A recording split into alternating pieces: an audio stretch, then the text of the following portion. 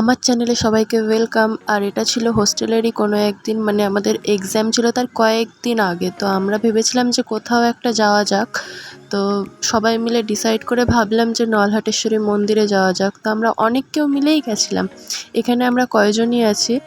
তো আমরা যাচ্ছিলাম নলহাটেশ্বরীর মন্দিরে, মানে আমাদের এখানে খুব কাছে, মানে হোস্টেল থেকে আমাদের প্রচুর কাছে নলহাটেশ্বরী মন্দির। তো আমরা ভেবেছিলাম যে কম ডিস্টেন্সেই যাবো। আর এই যে আমরা পৌঁছে গেছি নলহাটেশ্বরী মন্দিরে। তো আমরা এখানে ডালা নিয়ে নিচ্ছিলাম সবাই মিলে। আর ডালা নেওয়া কমপ্লিট হতেই আমরা চলে যাচ্ছিলাম মন্দিরের ভিতরে, কারণ পুজো দেব। একদম সকাল সকাল উঠে সবাই মিলে রেডি হয়ে বেরিয়ে এসেছিলাম। তো তাই জন্য সবাই মিলে এবারে পুজো দিতে যাচ্ছি। আর এতটা লাইন হয়েছিল ধারণার বাইরে ওখানে। আর এই হচ্ছে সেই প্রচুর জাগ্রত নলহাটেশ্বরী মন্দির, যেখানে আমরা গেছিলাম পুজো দিতে।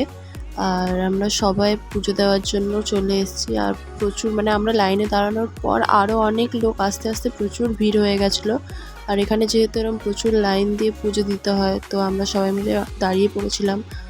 পুজো টুজো দিয়ে আমরা একটু ওখানে বসে আড্ডা মেরেছি, অনেক ছবি তুলেছি, গল্প করেছি, আর প্রচুর মজাও করেছিলাম।